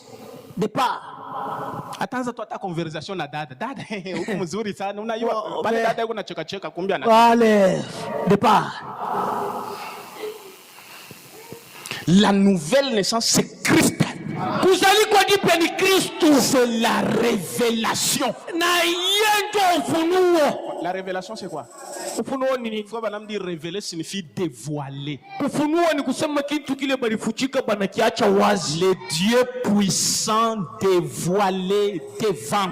Ule Mungu wa uwezo kabisa, yeye ule banamufungula banamwacha wazi mbele yetu. Jésus c'était un masque. Yesu alikuwa tu ni kifuniko. Moïse est un masque. Musa kifuniko. Et en ces temps de la fin, Hii wakati ya mwisho il a enlevé le masque anavula ile kifuniko pour que chacun puisse le regarder. kila mtu amuone Le visage de Dieu. aangalie kwa uso ya Le Mungu. vendredi, je vous ai lu, frère Branham dit que je vous amènerai Jésus, vous le verrez ici à l'hôtel. Mtamiletea Yesu, mtamuona kumimbali huku. Réunion inaisha du début jusqu'à la fin. Banani barimuona. Du début jusqu'à Bani la bariona fin. Branham, ndio benye bariona Qui Yesu. avait vu Jésus? Ceux qui avaient vu Branham, ce sont eux qui ont vu Dieu. Ce n'est pas le fait de marcher avec Branham de faire que vous le connaissez. Na kutembea na Branham haina kitu unafanya sema unamtambua hapa. Frère Branham dit Paul avait reçu quelque chose de plus grand, Paulo alipata kitu kinene kupita. plus que les apôtres. Kupita na hapa balitembea na Yesu. Il ne l'a pas vu dans la chair. Na ye Paulo ashikumuone mumwili hapana. La nouvelle naissance, Kuzalikwa jipya. Frère Branham dit Paul n'avait pas connu Jésus selon la chair. Paulo ashikuyo Yesu mumwili hapana. L'unique voie par laquelle Paul l'a connu fut par une révélation. Ni kupitia paka ufunuo ndio njia moja ile Paulo alimuona. Pierre l'a vu dans la chair, Petro alimuona mwili mais il ne l'a pas connu selon la chair. na Yesu kumtambua kufuatana mwili hapana. Hein? Il a dit la chair et le sang ne t'ont pas révélé cela. Na mwili na damu haina njoo binakufunulia mambo. Paul avait quelque chose de plus grand que ce que n'importe quel autre apôtre avait. Paulo alikuwa na kitu kinene kupita ba mitume bote. Écoutez, Sikieni. Branham dit Branham anasema dans tournez le regard vers Jésus. na mwe mugeukie kwa Yesu. Ah? Tournez vos regards vers qui? Mwe mugeuze angalisho yenu kwa Yesu. Ne regardez pas votre pasteur. Mshangalie pastori wenu. Regardez à qui? Mwangalie nani? Kwa Yesu. À Jésus. Maintenant, quand vous regardez à Jésus, Na saka mnaangalia kwa Yesu. Branham dit, que voyez-vous quand vous regardez? Sasa wakati unaangalisha angalisho wako kwa Yesu, unaona nini pale unaangalia? Parce qu'il ne s'agit pas de regarder, mais de voir ce que vous... Pale haina kuangalia lakini ni kuona. Certains, quand ils regardent, Bengine wakati biko naangalia, ils s'attendent à voir un fondateur d'une église. Bobe kuna chunga baone un représentant ule alianzaka kanisa. Et c'est comme ça qu'ils prennent Jésus, c'est un fondateur. Un fondateur. Frère, Yesu ni fondateur munene. Bon, Jésus c'est un grand fondateur. Hein? Donc vous faites de lui comme Mahomet. Ça veut dire que mnamfanya na kwa sa Mahomet. Frère Branham dit certains voient un mythe comme Saint Nicolas. Bengine beko naona sa arishi ya Saint Nicolas. Huyu anapelekaka Père Noël. Wa Biarouge huyu. Pour certains, Dieu Yesu. Pour certaines personnes, Jésus c'est Saint Nicolas. Et ils lisent la Bible et disent, oh, c'est un mythe. Non, certains regardent pour voir un bébé. Dieu pas Noël parler, mutoto comme crèche. Noël, il y a un bébé dans la crèche. Donc mama eko na kuya mkanisa. Il y a une maman qui vient à l'église. Et puis mwingine atakuya, révérend. Unaona bon, yo ni Noël hein? Mais c'est Noël. Il faut tunafanya hata mu 7e saut, tunaita taba ku ekodim hein? On appelle les enfants de l'écodim. Tunafanya kunashika théâtre kaloko. On fait des petits théâtres. Et bon, ni namna tu ya kubaonesha sema Yesu alizariko. On s'est mis en scène pour leur faire comprendre que Jésus a été né. Ile mise en scène wende ukifanya kwako. Ma mise en scène ile Mungu na manyumba munene mfanyie na batoto. Yesu ana bébé. Jésus n'est pas un bébé. Il voit un bébé. Certains regardent et voient un lapin. Na bengine beko naona kalulu.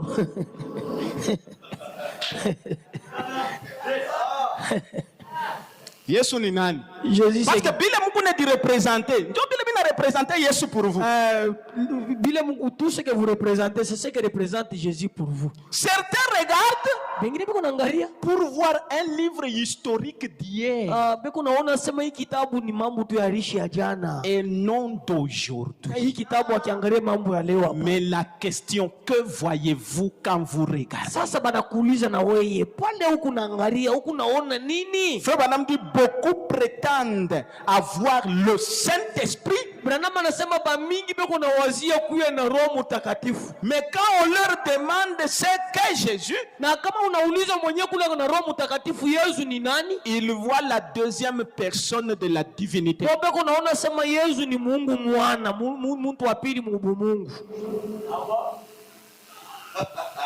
Sema kuko Mungu Baba, il y a Dieu le Père, Mungu Mwana, Dieu le Fils, Mungu Roho Mtakatifu. Il y a Dieu le Saint-Esprit. Faut baname dit ça n'existe pas. Et pourtant quand vous le regardez, vous le considérez comme la troisième ou la deuxième personne. Faut baname dit cela dépend de ce que vous regardez. Si vous placez devant vous un petit garçon porte-bonheur,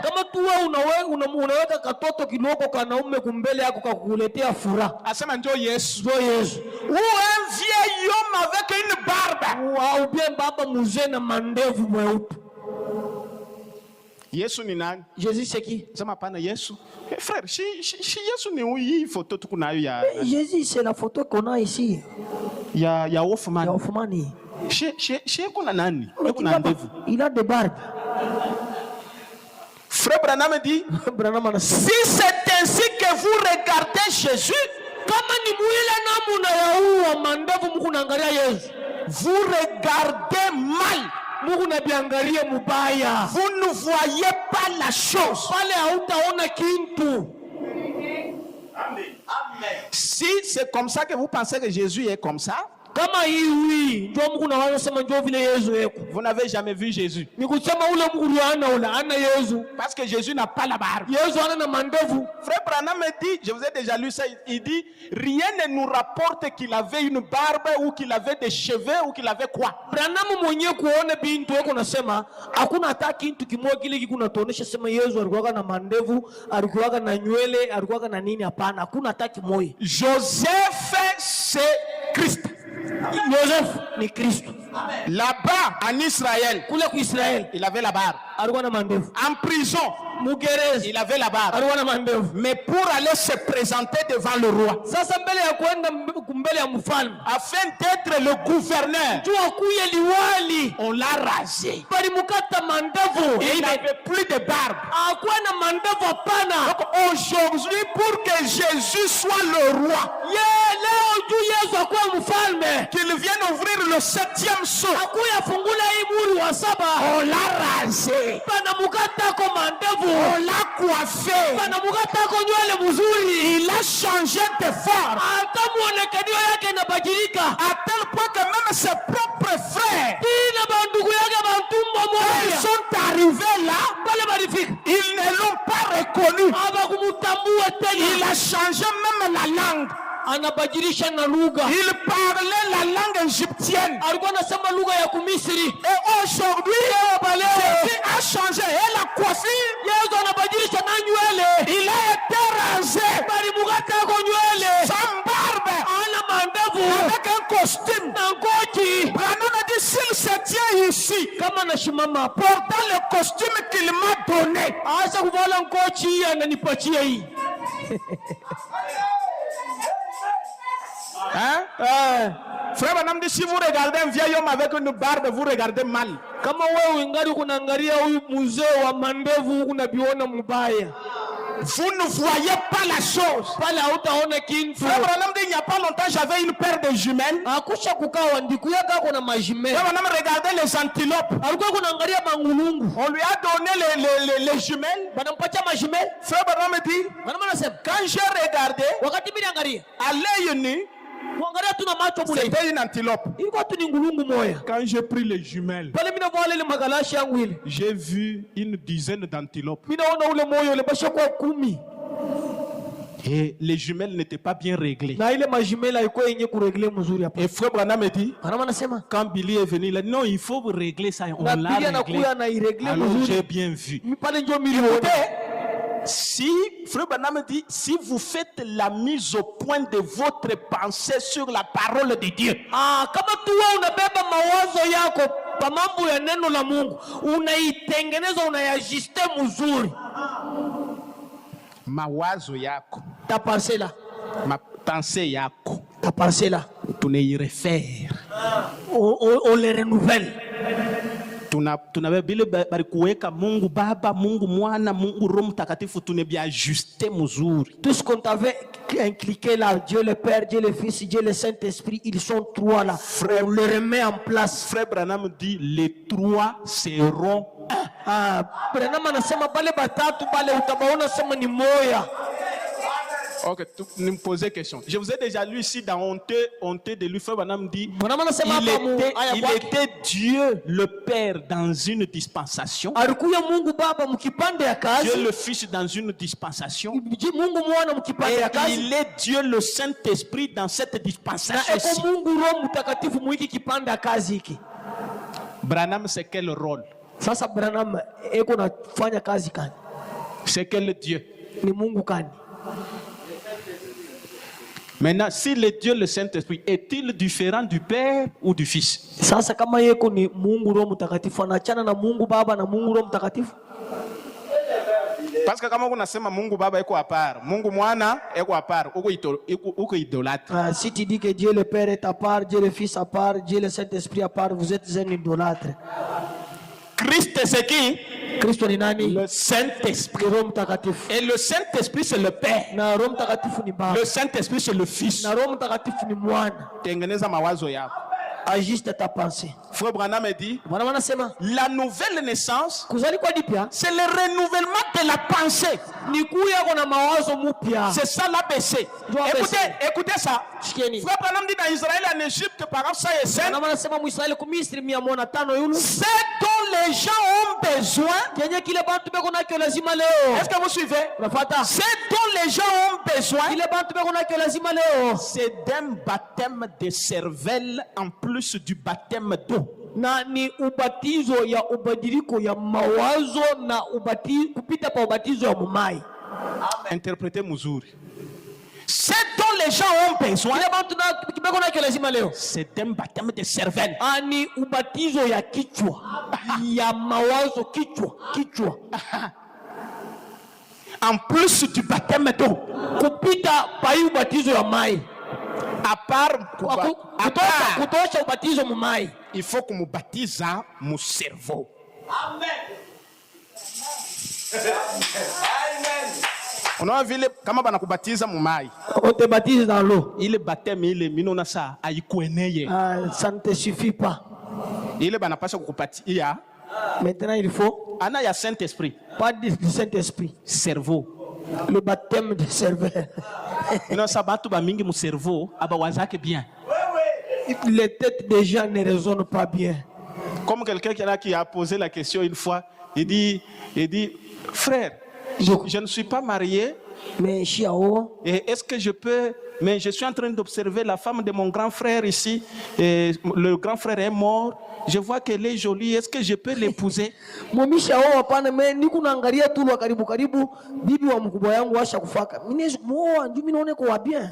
Et quelqu'un d'autre lui a répondu, dit frère, de toutes les sœurs qui sont dans l'église, toi, celle que tu as vue, c'est la femme de ton grand frère qui est décédée. Même la sorcellerie, ce n'est pas comme ça. Vous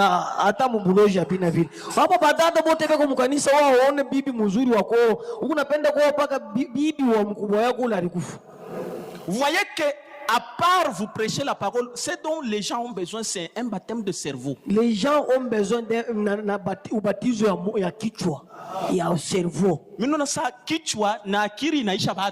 Ça veut dire que les têtes des gens sont bouchées, ils ne raisonnent pas bien. Avant de leur donner la parole, il faut d'abord que bafungula kichwa. Il faut commencer par déboucher. Kichwa. Déboucher. Comme je vous disais ici, quelqu'un qui perd son mari, mais vous allez prendre la femme pour la gifler.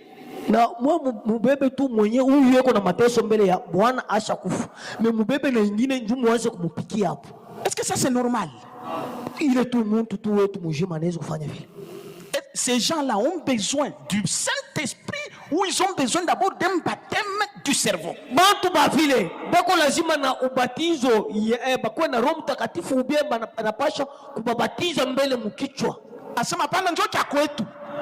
Notre coutume. Est-ce que les gens réfléchissent bien? Vous perdez votre mari et puis on va vous faire venir prendre tout ce que vous avez. En plus on te tabasse. Vous pensez que... Comment les gens réfléchissent? Et vous trouvez que ces gens-là, ce sont des anciens dans les églises?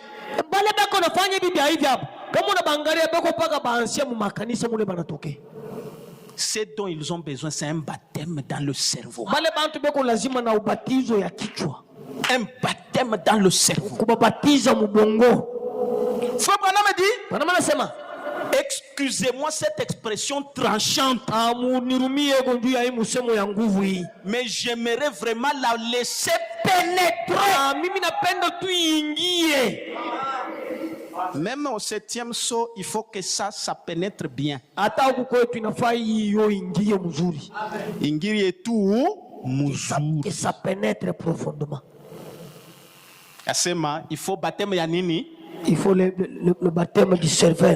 Muntu na muntu anza kuwaza eske ibi niko nafanya ni bya msauti ya Mungu C'est que je suis en train de faire. le baptême de cerveau. Il faut banazie pour mbele banibatize mukichwa. Ndio na dada wa msetième so kama nduku yake anakufa iko pale. Tutabeba vitu vyote. Nous allons prendre. Donc mu réunion de famille kwa mpaka. Dans la réunion notre sœur. Banamupa na parole. Et on lui donne même la parole. Sema kwa mbele. Non. Si hapa tusakuya mie.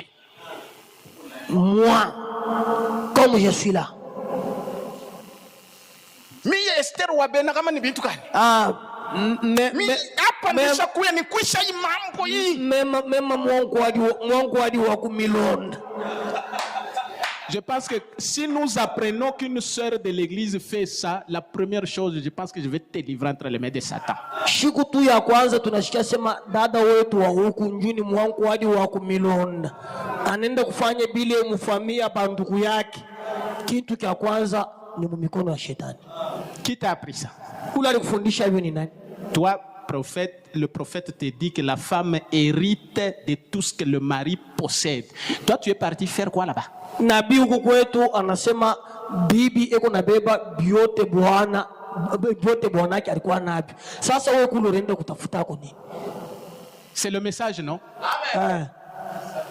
Travaillez pour vos enfants. Amen. Tumikieni batoto yenu. Investissez pour vos enfants. Mwe mutafuchie benu batoto. Et si quelqu'un veut vous ravir tout ce que vous voulez, il faut aussi que vous le fassiez passer par le baptême de cerveau.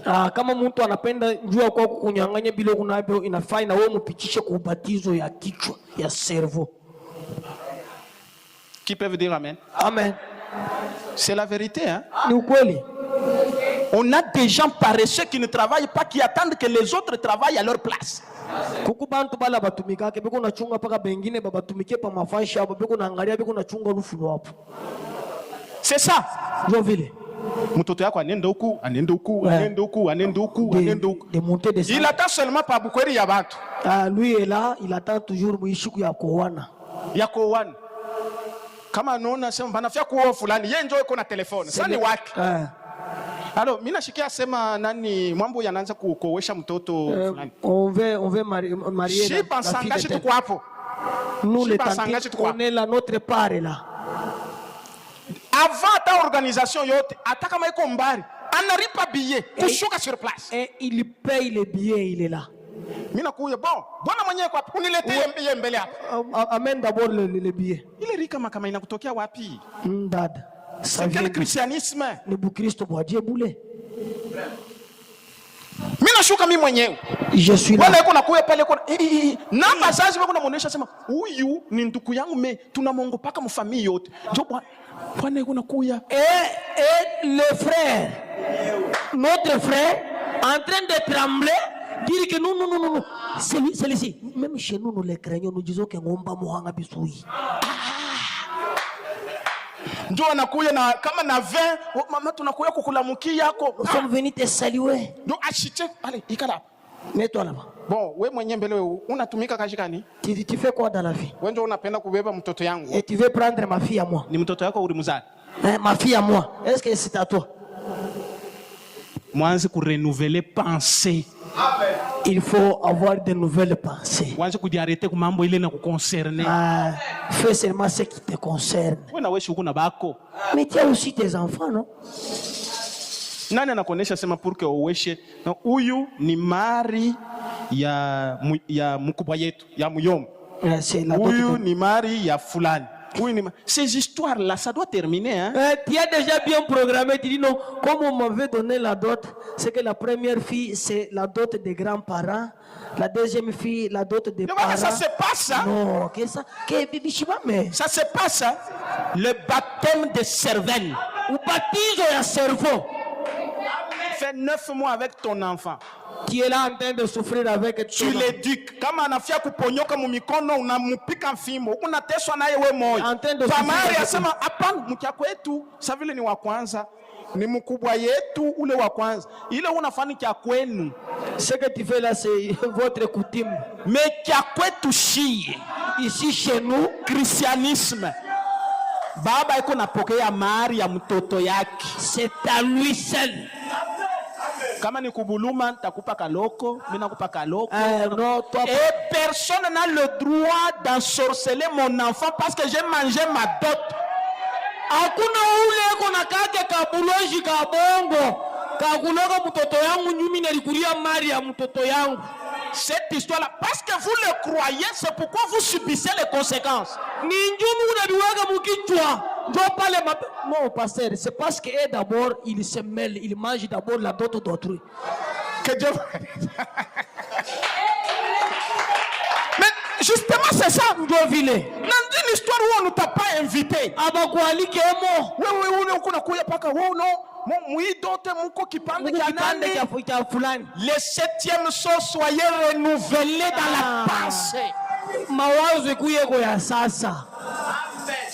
Bakone mu famille, ataka kama bantu banaoana. Même si quelqu'un a marié sa fille, ça ne vous dit rien. Kama kala kwako, kama banakuinviter, tu vas là-bas, tu t'assois, tu vas kuonesha ufanye, kama bina vya sauti ya Mungu, unabikata. Et tu refuses ça. Arrête, il faut connaître tes limites.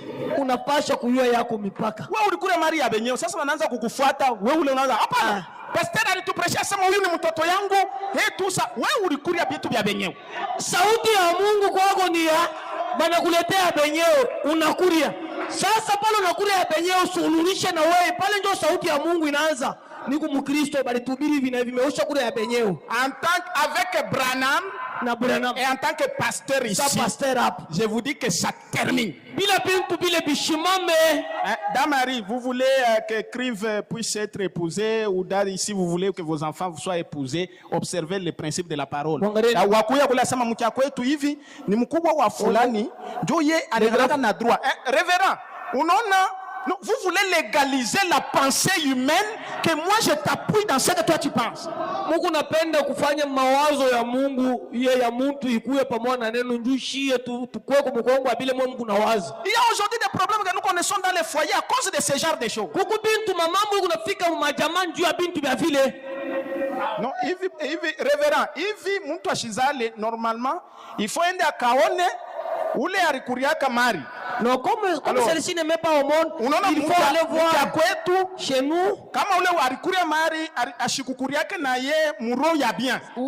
C'est qu'il avait mal mangé la dot, comme on le dit souvent. Moi je m'étonne, comment vous arrivez d'abord à ce genre de conclusion? Bila bien vile munafikiaka koje.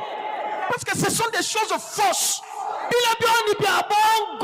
a quelqu'un qui peut vous prendre l'argent, il bouffe votre argent, que vous soyez sorcier, que vous soyez qui que ce soit, il s'envole vers les États-Unis, il a du travail, il prospère. Comment lui ne subit pas les conséquences? Si tu nous lisez ni na moye, baeskuo baden.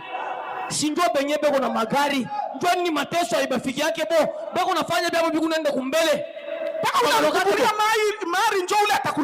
Pas seulement celui qui vient de prendre le pouvoir de la pensée. Ce que vous pensez, ce que vous croyez, c'est ça qui vous arrive. Personne n'a le pouvoir de vous ensorceler. Surtout quand vous êtes avec Branham.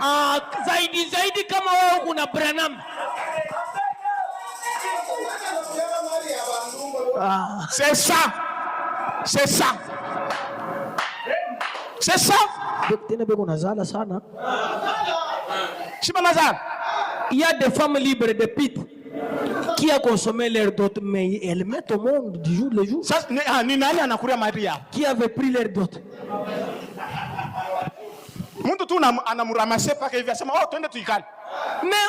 on les ramasse comme yakato vanda, banekala, banazal. Et puis après, oh non, mais ils ont des enfants. Pas de dot, pas de parents, pas de qui que ce soit, mais ils sont là. Qui est venu leur maudire là-bas? Mais vous, avec Branham, continuez à croire. Mais ce dont vous avez besoin, ce n'est même pas la nouvelle naissance, c'est un baptême de cerveau. Moi, il faut être conscient de moi quoi ABC. Moi, il faut conscient de moi d'abord ku baptizo ya bongo bwenu bule. Le cerveau doit changer. Unapaswa kubadilisha namna kuwaza bintu. Si tu as une difficulté, c'est normal, ça arrive à tout le monde. Mateso inafikiaka bantu bote. Il ne faut pas penser que non, parce que tu as une difficulté, non, ni ule alikuriaka mari yako. No, hivi ni kuna mateso ni njumi nilioya bibi mishikulete mbuji wa mkono ya nguvu. Tena tu kama unakuya tu na ile conseil déjà mimi nasema Mungu wangu shikufanye kazi mu 7e. En venant avec des pensées pareilles, j'ai dit mais ce monsieur je le croyais comme un croyant mais il est fou trop. Pale tu niko na kuangalia mimi nasema Mwangari akiangalia yuko naamini vitu vya hivi. En train de croire à ça. Juu ya nini? C'est ça. Juu ya nini? Pourquoi? Unaenda kuingia mu bintu vya benyewe. C'est parce que tu veux t'intéresser aux choses de Dieu. Jésus a dit en moi il n'y a rien de Satan. Ndani mwangu hamuna. Chez Satan il n'y a rien qui m'appartient. Kwa shetani hakuna kiangu hata kimoja kule eko. Ndio maana kama mimi nampata niko namfukusha. Quand je les vois, je les chasse. Amen. Mtu ule esha kukuyo asema hapana reverend iko na mambo yangu hapa tu si utakuwa na faiblesse. Hein? Qui peut dire amen à ça? Amen. Qui peut dire alléluia à ça? Alléluia. Hein? Les jeunes sœurs, les mamans, les génies. Vous comprenez? Vous comprenez? Cette fois-ci, comme vous êtes avec frère Jackson là-bas, vous êtes sa propriété. Quand Dieu a dit vous êtes sa propriété privée là-bas, même dans le monde des ténèbres, on connaît que vous êtes la propriété privée de frère Jackson. S'il dit non, même un sorcier ne peut rien vous faire. Unaona vile uko pale kama anasema hapana, na kuparke, na mubaloji, na kudao, na kwa Mungu basi kujua sema Jackson anasema hapana. Hakuna ule atashimama ana. C'est pourquoi les sorciers voudraient toujours soit éliminer les supérieurs pour ensuite t'atteindre parce qu'il connaît que le mari tel qu'il est il loi il tunasomaka même Satan reconnaît les lois. Hata shetani anajua ndio pale banapimaka mbele banaanziaka kukichwa banakata kichwa ndio akukupata. Tel que je suis ici niko hapa hivi shetani ashitaweza kunibamba mwe mkanisa pasho anifanye kitu. Le diable ne peut jamais arriver dans l'église. Est-ce que mimi ndaenda kwa mlango ya mtu wote mimi nafunga kwa sababu nafunga na nkuviri? Non. Mais quand mimi nashimama tu kwangu mimi nasema Seigneur que chaque porte de tes enfants au 7e soit fermée, que le diable ne s'approche pas. Kama tunasema Bwana kila mlango ataweza kushuka. Il va descendre. C'est déjà fermé. C'est tout, c'est fermé. Parce que dès lors que vous avez dit sois notre pasteur, cette autorité-là, Dieu connaît. Cette autorité-là, le diable connaît. Même les démons connaissent. C'est pourquoi il me combat pour vous faire du mal.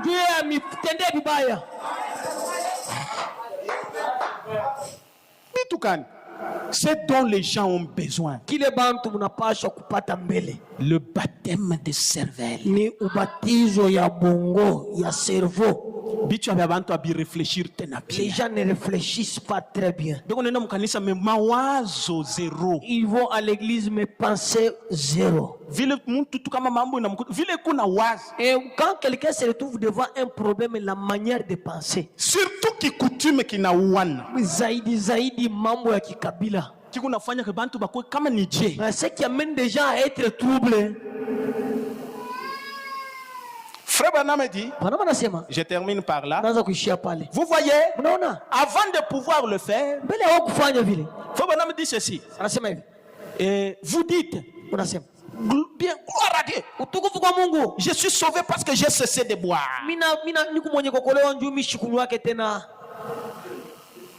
Gloire à Dieu. J'ai eu un frisson dans le dos.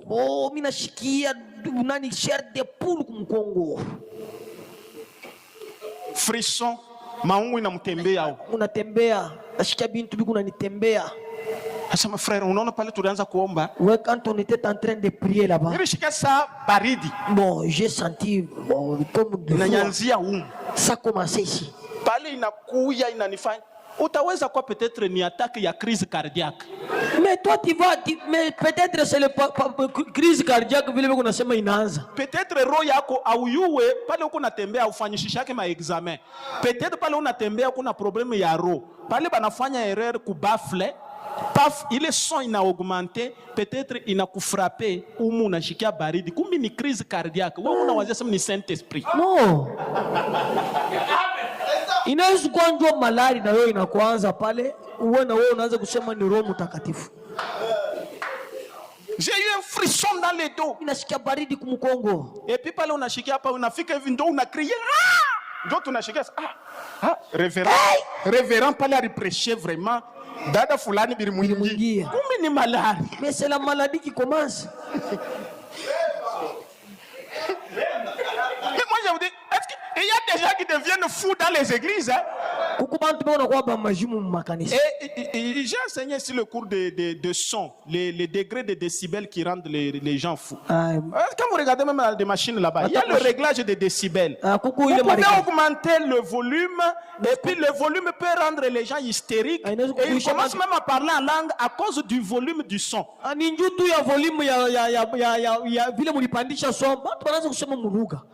Parce qu'ils deviennent hystériques, ils entrent dans une autre dimension, parce que le son ici a une dimension un peu supérieure.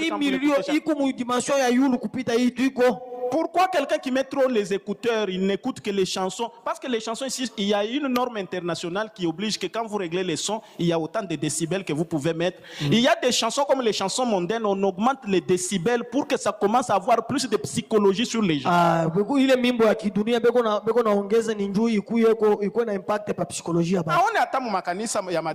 dans des églises. Il y a 5 personnes. Il y a Baflis. Là-bas. Kisha bananza kulalamika. Regardez très bien, observez-les très bien. Leur tête ne fonctionne pas bien. Mais c'est à cause du son. Tu peux parler en langue parce que le son est élevé.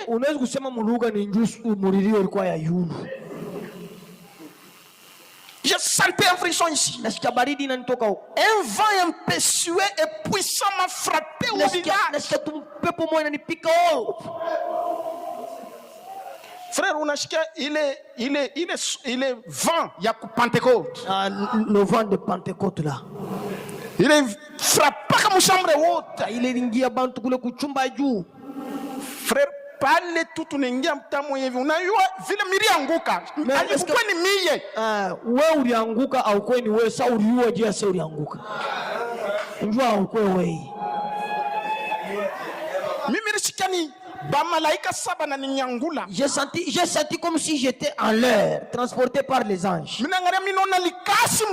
Et en regardant, j'étais au sommet, j'ai vu tous les casses. Frère, Saint-Esprit. Ne jouez pas avec le Saint-Esprit, frère. Ça, ce sont des grimaces. Vous êtes farceur. Il est un farceur sabotable. Oh, Branham dit. Il dit, bien sûr, c'est un vent impétueux. Mais je vais d'abord savoir d'où vient ce vent impétueux.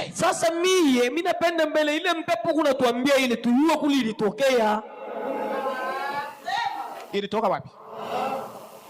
Ni ventilateur ndo barikuwekea karibu inakupepula? Est-ce qu'il y a une ventilateur qui t'a au ni nini? Avec des émotions là, laissez un peu ça. Parce que kule esprit inapelekanaka utakuwa na orgueil, unaona sema batu bote abana wewe ndio unasumbuliaka na Mungu. Avec tes émotions là, tu finiras par dire que tout le monde n'a pas le Saint-Esprit, c'est seulement toi qui parles avec Dieu. Unaibana makuta et tu voles l'argent d'autrui. Après bakuya frère, uko na makuta, ulituiba makuta frère. On a respect. Tu ne touches pas à mes oins. Chaque jour, tous les jours, je parle avec Dieu et j'ai ce pouvoir de te maudire. Une personne pareille, je vais lui dire que toi, d'ailleurs, je pouvais te laisser même un jour. Tu ne vas plus quitter ici sans mon argent. Je veux mettre mon argent ici. Oui, vous voyez, Branham dit ceci. Et je lis, frère Branham dit ceci. Vous voyez, il dit, un homme m'a appelé, il a dit, mtu mwananiita anasema, cette femme, frère Branham, unaona mwanamke ndo bwana a 3 démons. iko na mapepo mchafu 3. L'un d'eux s'appelle Jeff. Moya ni Jeff Et l'autre s'appelle Seth. na mwingine ni Seth, Et il ne nomma pas le dernier. na huyu wa 3 ule ashikubupange ngine. Frère Branham dit, et des centaines de gens intelligents étaient assis là, soutenant cette réunion. Pale kuna sema bile bintu bile bantu ba mingi masantene na masantene beko pale beko napika na bobi kelekele. Et il disait, l'un d'eux est vert, Na moyo wake ni wa vert, l'un des démons, moyo wa est pale vert, ba pepo ni wa vert, l'autre est bleu moyo ni wa bleu et l'autre est rose. na mwingine ni wa rose. J'ai dit, oh Dieu, Oh Mungu, c'est tellement faux. si bia bongo hivi. Ces gens qui faisaient tant d'efforts pour essayer d'atteindre le royaume de Dieu, Na hapa bantu biko nafanya nguvu ndio kufika mfalme wa Mungu. mais ils se réunissent là pour écouter de telles bêtises. Sebasha kuikala pale benjwa kushikia buelewene bwa hivi. 7e saut. Mungu asema Notre ABC, c'est de croire Branham. ABC yetu huku ni kuamini Branham. Si je commence à faire des démonstrations ici, Kama naanza kufanyaganya bintu hapa. dada tushimame shiboti, munashimama. Tenono debo. Mimi naona kule kwa mama bibi. Na la fond la Mimi naona maman. pa kichwa yake. Je vois sur sa tête. Mungu ananionyesha vision. Dieu vient de me montrer une vision. Mimi namuona mama ushangaike. Ah, ne t'inquiète pas maman. Mungu atakusaidia. Dieu va t'aider. Est-ce que bile il faut vision? Pour dire que non, Dieu va t'aider. Kama tu munashikia Il faut vitu sema vya la vie. vile binaanza. Si on Branham commence, anasema les gens qui sont assis là, eko na regretter pourquoi bantu beko na continuer besha kuikala beko ne bishikia mwanze tu kutoka moya moya. Branham dit que je regrette comment des gens. Kama nasema hapana amutanyaacha humu, mnakuya tu mwe bote badiakre bole pasteur. Shimamisha ibile unaanza. Ah bon, passa. Kama mine di entete, mnakuya tu pole pole tu papa, wende mbele ukafanye bile huko napenda bile. Hata msoko. Même au marché, c'est là où il y a des gens, là où des gens ont besoin de dire que je vois l'ombre noire sur toi, je vois c'est au marché. Dieu guérit par sa parole. Mungu anatunza kwa neno lake.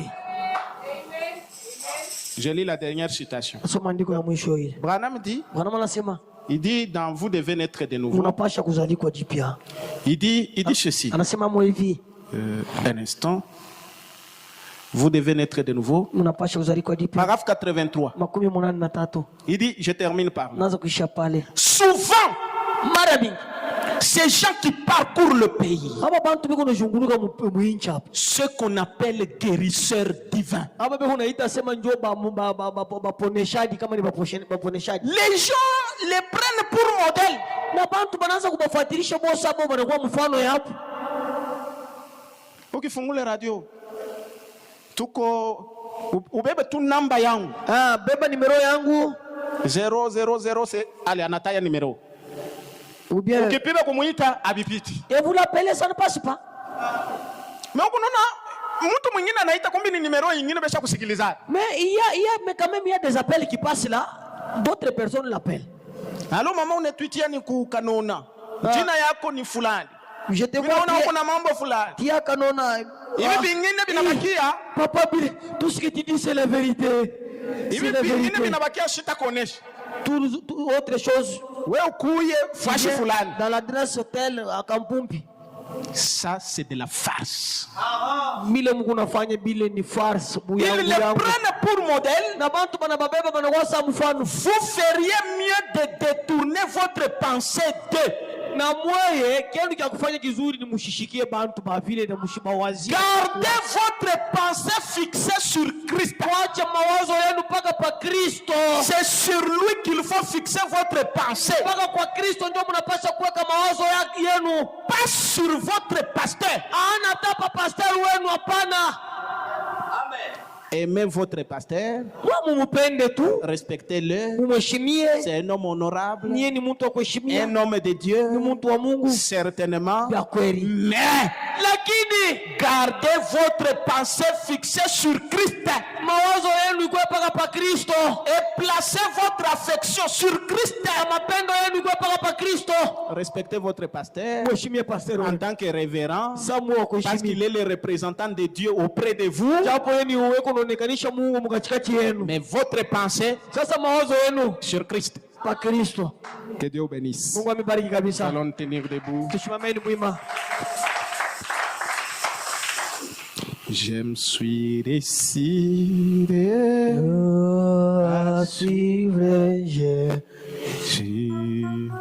Je me suis décidé à suivre Jésus. Oui, je me suis décidé à suivre Jésus. Oui, sans jamais débrousser chemin. Oui, la croix devant moi, oh le monde derrière. Moi, Jésus, la croix devant moi, oh le monde derrière moi. Oui, la croix devant moi, le monde derrière moi. Oui, sans jamais brousser chemin. Prenez le monde,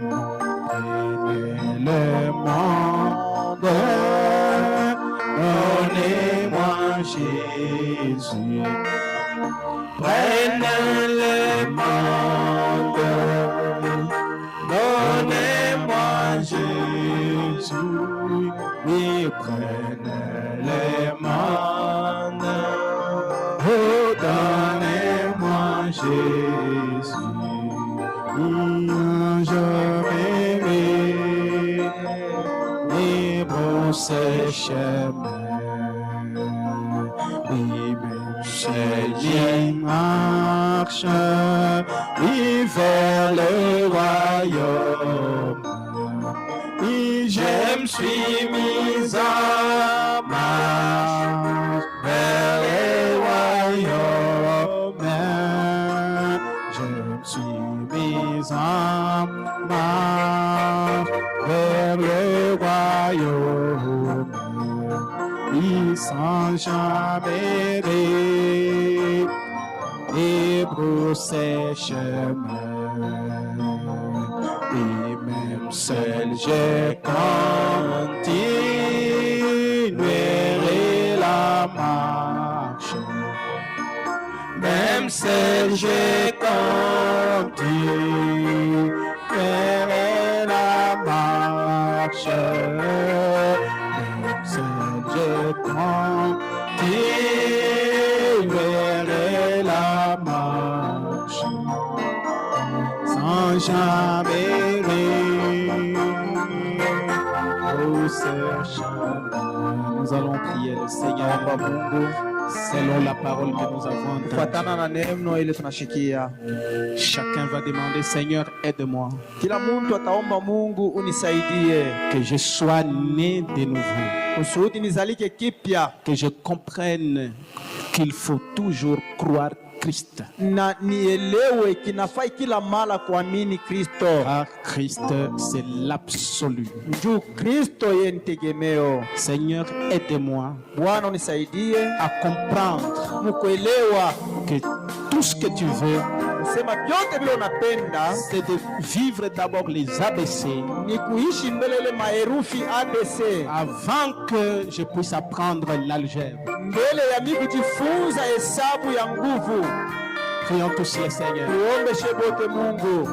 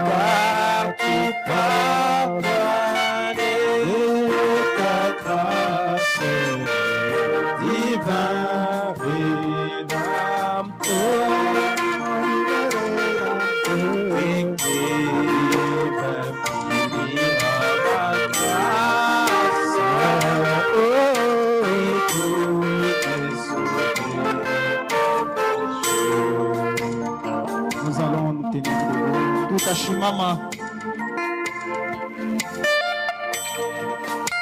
Nous allons suivre la prière.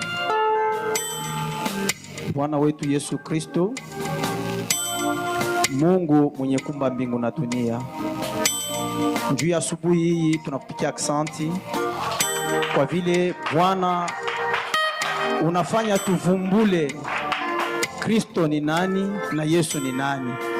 Njoo tunajua kusema Bwana unatufundisha kusema Ukristiani ni muntu moja, na muntu ule anakuya na bafasi bake ama bantu bake, na kila mara Seigneur Jesus unekalaka Mungu wetu huku naonesha kionesho moja mkila kizazi, na hivi mkizazi yetu ya mwisho Seigneur Mungu wetu ulipata kujitukuza na ulipata kutuonesha kusema huku mmoja jana leo na milele, we aubadilike kutosha kutu mwili yako, na ni ile Bwana Yesu Kristo.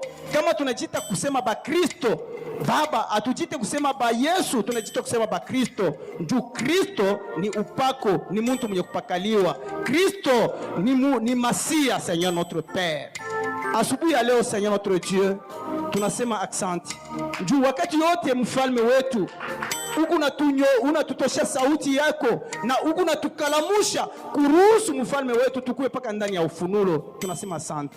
Bantu ba mingi kuna bapitia yulu Baba, iko nakuya mvuruko ndani ya bichwa vya bantu. Ndio kila muntu kimwambia kusema Kristo Baba, muntu eko na mawazo yake fulani, lakini Baba unatuonesha mawazo clear kufatana na ujumbe wakati. C'est pourquoi tunasema asante. Njoo unatupenda kwa kutupa ufunuo kama huyu Baba, kama kabisa tunafumbua Kristo ni nani Seigneur Baba, kama kabisa tunavumbua kile Baba unatuonesha njoo wakati yetu.